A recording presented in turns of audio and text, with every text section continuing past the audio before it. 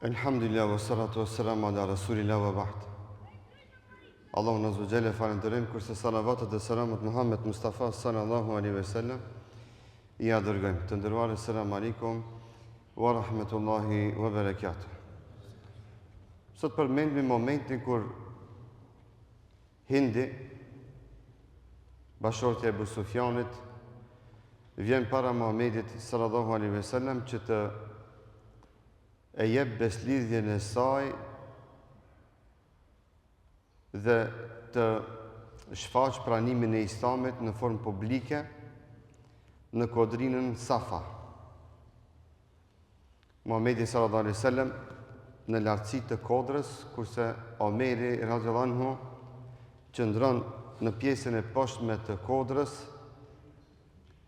dhe Muhamedi sallallahu alaihi wasallam fillon me pranimin e beslidhjes për gjinin femrore. Pasi që mbaron me gjinin mashkullore, fillon me gjinin femrore. Këtu që du me potencu është një mesele shumë me rëndësi se beslidhja e grave para Muhamedit sallallahu alaihi wasallam është dhënë në distancë. Dhe nuk ka ndodhur beslidhja e pejgamberit sallallahu alaihi wasallam me gratë duke i folë për dorë Muhamedit sallallahu alaihi wasallam, por në distancë, prej së largët gratë kanë dhënë beslidhjen tek Muhamedi sallallahu alaihi wasallam, madje atë që thoshte Muhamedi sallallahu alaihi wasallam poshte përsërit kjo Omeri radhiyallahu anhu. Thjesht po e përmendi këtë vetëm që të mos i bën dikuj shejtani vezvese e të mendon se në beslidhje dhe në marrëveshje lejohet që gruaja e huaj t'i folen ndonjë burrit të huaj për dorë. Ai si parim dhe rregull fetar mbetet e ndaluar deri në ditën e gjykimit se gruaja e huaj nuk lejohet që mi fol burrit të huaj për dorë, por nëse e përshëndet në distancë.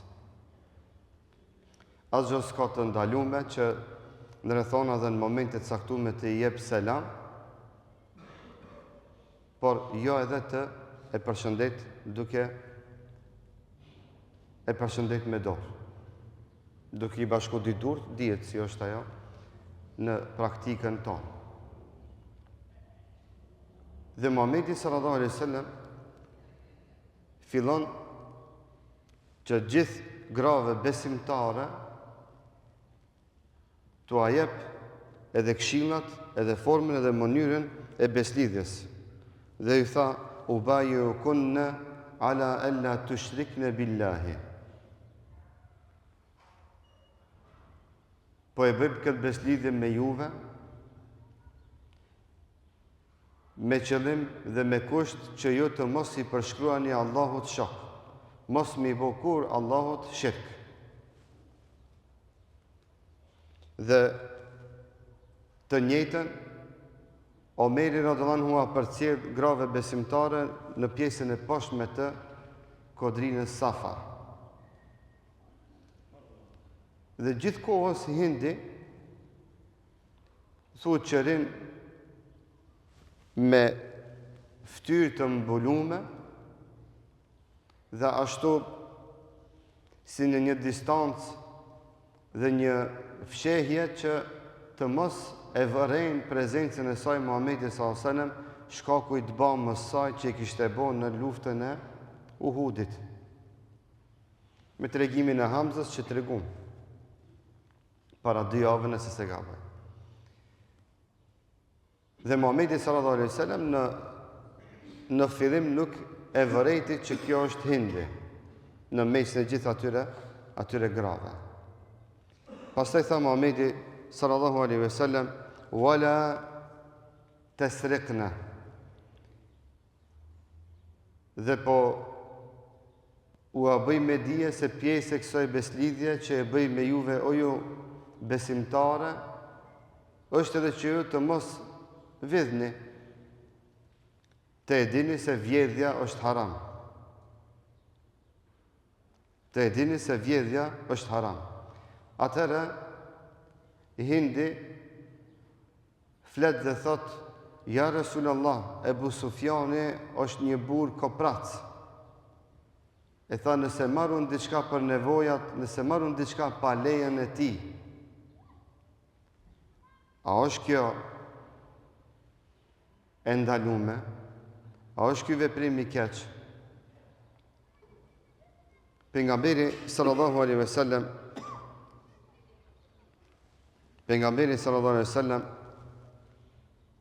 e shikon Hindin dhe e shikon Ebu Sufjanin, dhe Ebu Sufjani flet dhe thot: "O gruaja ime, atë që e merr nga pasuria ime për nevojat e tua, të e di se ki halal prej meje." Dhe u qesh pejgamberi sallallahu alaihi wasallam dhe e njofti dhe i tha Muhamedit sallallahu alaihi wasallam: "Wa innaki la Hind?" Tha, a jeti Hindi?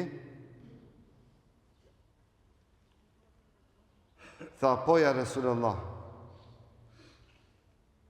Po ja Resulullah. Fa'fu amma salaf, afa Allahu anke. Tha Hindi, ja Resulullah, falet kalumën time e Allahu ty ta fal. Hindi pranoi se ajo është dhe e pyeti pejgamberin sallallahu alajhi wasallam, tha, t'ja je Hindi? Sikur e përmendja ajo burin e vetë Ebu Sufjanin, e kuptoi Muhamedi sallallahu alajhi wasallam me automatizëm se gruaja e tij është Hindi. Edhe pse ajo ishte e mbulume dhe nuk vërejshte se është Hindi, nuk shifeshte, atëherë pyeti pejgamberin sallallahu alajhi wasallam, tha, t'ja je Hindi? Tha, po ja Resulullah, tha, unë jam Hindi. Dhe ajo ja thot Muhamedit sallallahu alajhi wasallam këtë fjalë, tha, fa'fu amma salaf. Fale atë që ka ndodhur në kalumën. Ma fal për atë që ka ndodhur në kalumën. Faktikisht Hindi i tha pejgamberit sallallahu alajhi wasallam, ma fal gabimin që e kom bën në vrasjen e migjës tonë të Hamzës.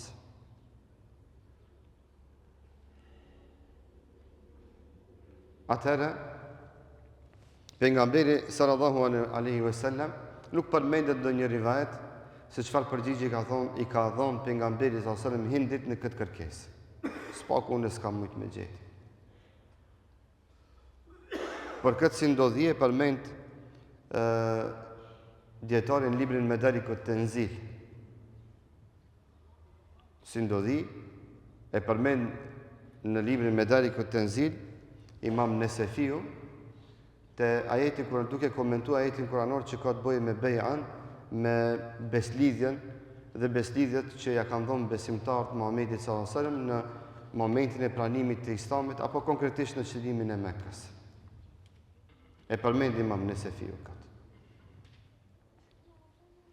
Dhe nuk përmendet që i ka dhënë ndonjë përgjigje ndaj kësaj kërkese të Hindit Muhamedi sallallahu alaihi wasallam. Andaj Muhamedi sallallahu alaihi wasallam tha wala yaznina. Tha, po i bëj beslidhjen me juve që të mos bëni zina. Të keni të qartë se besimtarës i ndalot zinaja, i ndalot afrimit të zinas. Se Allah në Kur'an nuk na thot mos bëni zina, wala taqrabu zina, na thot mos i afroni zinas. Saj që i afrohet zinas, a i bie në atë gabim, Zot na ruaj. Andaj esenca është me ndet në distancë nga komunikimi haram. Dhe se zinaja fillon me shikim, e me shtrembrim, e me buzëqeshje, e me bisedë dhe kështu me radhë. Andaj Muhamedi sallallahu alajhi wasallam tha dhe të mos bëni zina. Hindi tha, e watazli al-hurra. Tha, e Resulullah, a ban tha vaki gruaja e lirë me bëu zina? A ka mundësi me ndodh? Për Hindin kjo ishte e pakapshme që një grua e cila është e lirë me ra në zina, me bëu zina. Pastaj tha pejgamberi sallallahu alaihi wasallam wala yaqtulna auladahunna. Wala yaqtulna auladahunna. Në meselën e vjedhjes, du me potencu burë dhe grunë, se parimisht grus muslimane nuk i lejot që pasurinë e burit me harxhu pa izin të burit. Dhe kjo ka qenë nga beslidhjet e forta që Muhamedi s.a.s. e mori nga gratë besimtare dhe kjo beslidhje mbetet me gratë besimtare deri në ditën e gjykimit. Dhe se gruaja, nëse ka nevojë me harxhu diçka nga pasuria e burit, merr leje nga buri i saj. Merr leje nga buri i saj. Edhe në raste kur është koprac, përsëri grus nuk i lejohet që me harxhu pasurinë e burit të saj pa lejen e burit. Përveç se në rrethona shumë ekstreme që secila pyetje ka përgjigjen e vet, por asesi nuk guxojmë me generalizu se grusi i lejohet me marrë nga pasuria e burit pa lejen e burit të saj. Dhe se urmeti dhe shenjtëria e ruajtjes së pasurisë së burit në duart e grus mbetet e tillë deri në ditën e gjykimit. Dhe çdo grua besimtare e cila ka iman dhe din, ajo nuk prek në pasurinë e burit përpos se me izin dhe leje të burit të saj. Ose bën një marrëveshje gjenerale të përgjithshme dhe i thot burit, unë duhet të marr për çdo muaj kam argjime kaq për ushqim, kaq për nevojat e kështu me radhë.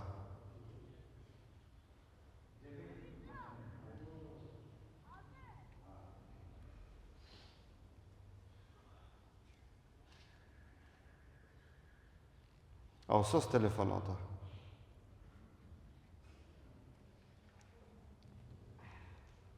Nëse vëllezër dashur, nëse heshtmi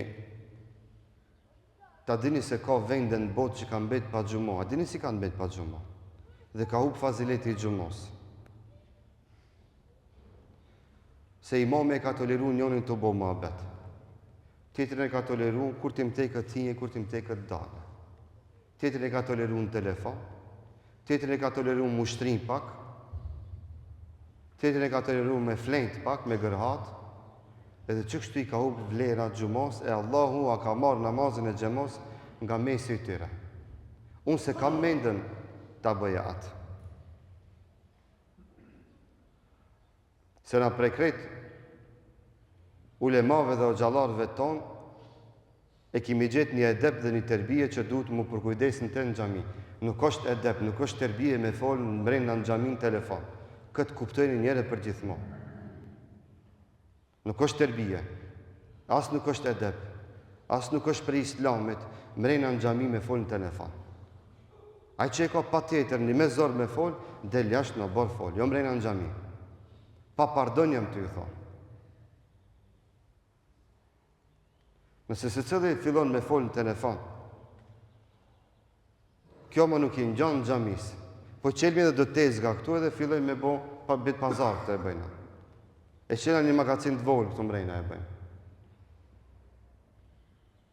Ama në kinot në bejtullah. Kjo shpi është e Allah, i ka regullat e veta, i ka tërbijet e veta, e depin e vetë. Unë u trishtova thashu s'mu dikush.